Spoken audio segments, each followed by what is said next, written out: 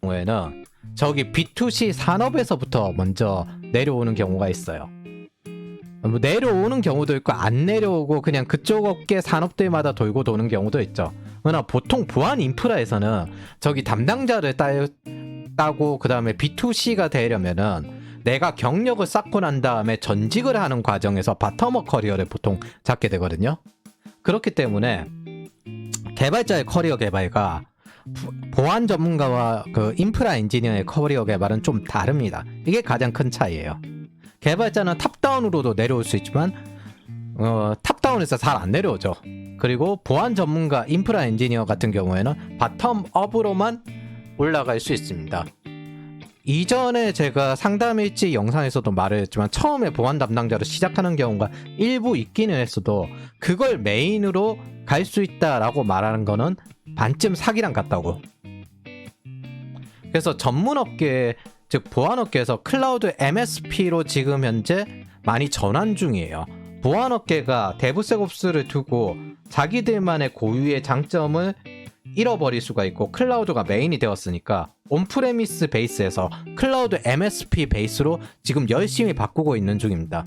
월가 같은 경우에도 예전에 이제 서비스 같은 것들이 다 있으니까 완전히 클라우드로 전환을 하기보다는 하이브리드 클라우드 시스템을 가지고 있거든요. 보안업계 주류 고객들 같은 경우가 온프레미스 고객들이기 때문에 하이브리드 클라우드를 대응하고 아마 한국에는 하이브리드 클라우드가 메인이 될 가능성이 굉장히 높아요. 신규 기업들은 퍼블릭 클라우드를 메인화 하겠죠. 여기서 보안업계 직업의 문제는 바텀업이 불가능한 직업이 있다는 겁니다. 이거는 그냥 자체적인 연구원이 되거나 아니면 혼자 창업을 하거나 교수를 따가지고 그냥 강의를 하고 이런 식으로 가셔야 돼요. 제가 이제 거의 이게 최초의 보안 직업 설명하는 것들이요. 그 영상인 걸로 기억을 하는데 정보보안 전문가의 직업들 같은 경우 보안관제, 모의해킹, 보안 컨설팅, 보안 담당자, 보안 개발자, 악성코드 분석가가 있어요. 이게 메인이고 여기에 보안 솔루션 엔지니어나 네트워크 솔루션 엔지니어 어떤 쪽이든 저는 솔루션 엔지니어를 취업시키지 않습니다. 일단 첫 번째 PM을 달 수도 없어요. 두 번째 수명이 짧아요. 40 정도의 새 직업을 찾아야 돼요. 그때는 훨씬 더 힘들 거거든요. 세 번째가 가장 큰 문제인데 C레벨이나 이런 식으로 전직할 수 있는 기회가 없어요.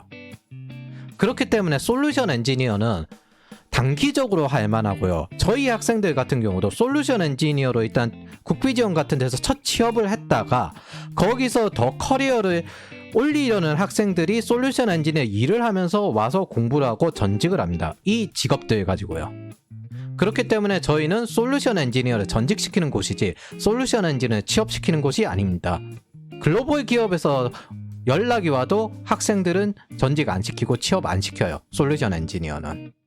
대신에 이제 국비지원이나 이런 데서 수료한 학생들이 대부분 이제 국비지원의 문제는 그 국비지원의 목표 같은 경우는 중하급을 키우는 게 목표니까 거기서 시작하고 자기네들이 스스로 커리어를 올리냐 마느냐는 자기 책임이니까 뭐 그렇게 취업을 하기에는 괜찮은 직업이라고 생각을 합니다. 일단 저희는 안 키워요.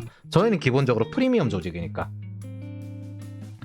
그런데 그 중에서 사실 보안 서비스 보안 담당자로 넘어갈 수 있는 직업이라고 치면은 이 세 가지밖에 없고 저희는 이 세 가지밖에 안 키웁니다.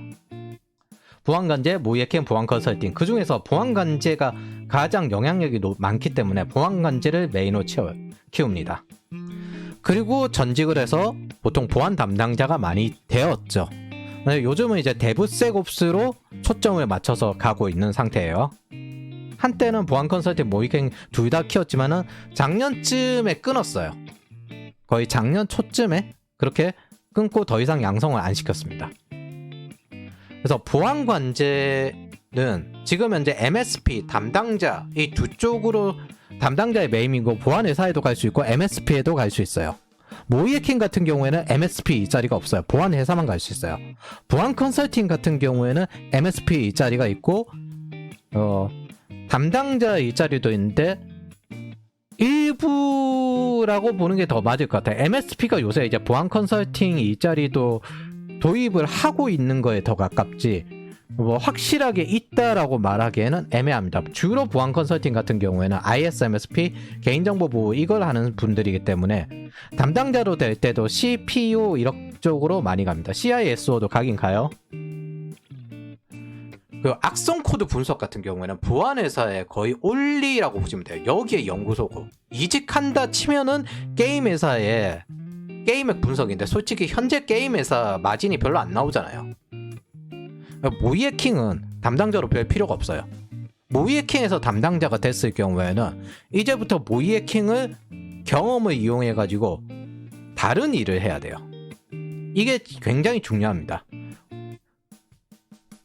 저 악성 코드 분석과 모의 해킹은 연구원으로 차라리 글로벌 진출하는 게 낫습니다. 저희 멘토 올해 합류한 멘토 중에 한 명이 모의 해킹 출신으로 해가지고 지금 메가피에 있거든요.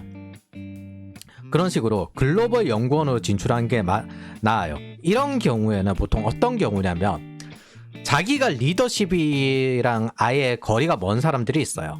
천성적인 성격 자체가.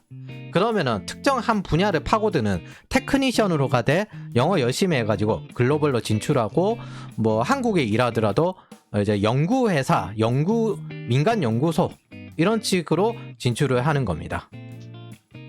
근데 기억을 해야 될 건 이렇게 했을 경우 절대 C레벨은 못 찍어요. 무조건 연구원으로 들어간다고 생각을 하시면 됩니다.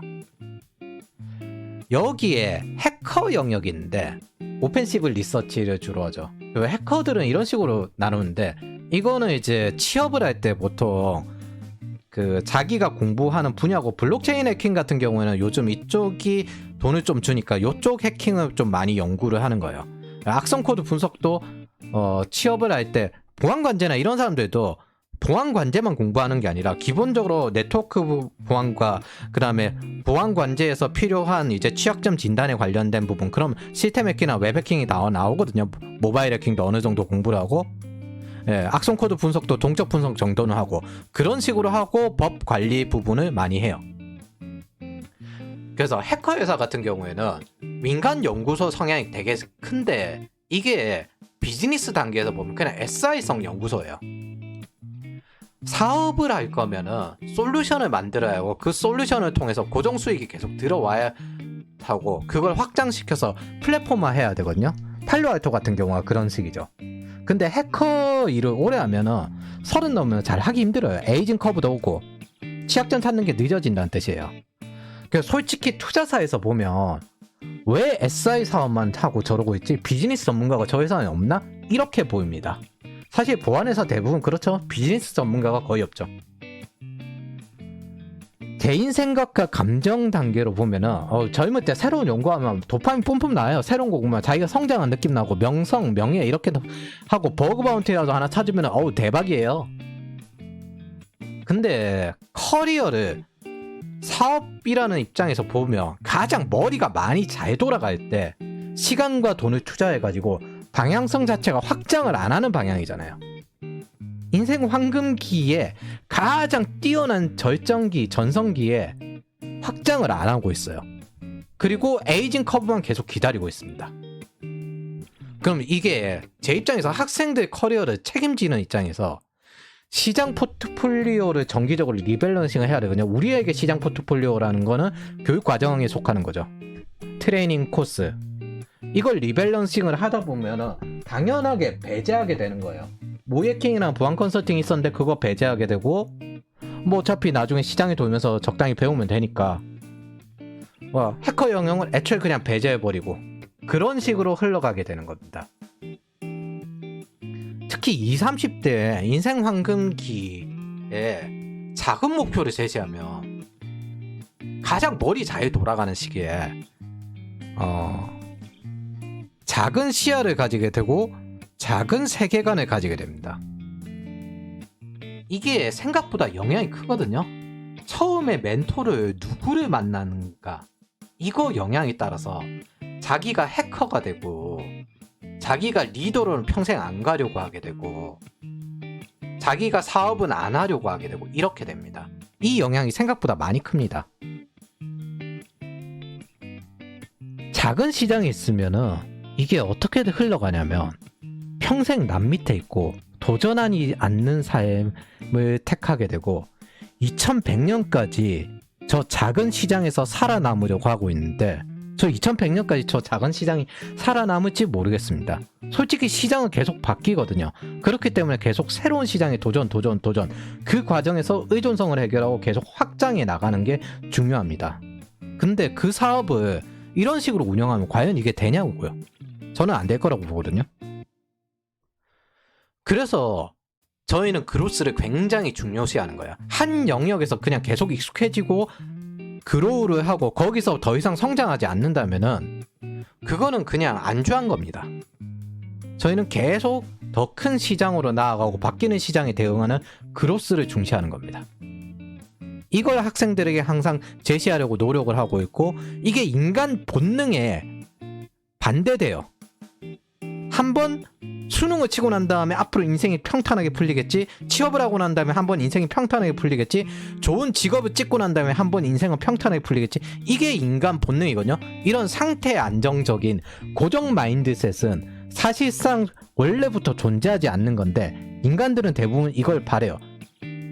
그리고 거기에 한 가지 더, 그걸 완전히 거부하고 끝까지 분투할 수 있고 안정된 직장을 버리고 더 난이도 높은 곳에 도전해가지고 더 큰 성장을 이루는 것들, 도전하는 것들, 이런 그로스를 추구하게끔 하는 것들, 이게 인간 본능에 반대되기 때문에 이런 사람을 어릴 때부터 첫 취업할 때부터 계속 키우려는 게 저희의 기획입니다. 아예 처음부터 훈련이 되어져야만 저게 할 수 있습니다. 그래서 저희가 이렇게 수평 성장이나 수직 성장을 처음부터 애초에 제시를 해요. 그리고 이렇게 제시를 하고 너의 목표는 장기적으로 상업가가 되어야 된다. 더 큰 시장으로 나아가야 된다. 계속 올라가야 된다. 이렇게 말을 하는 겁니다. 절대 평생 남 밑에 있을 생각을 하지 마라.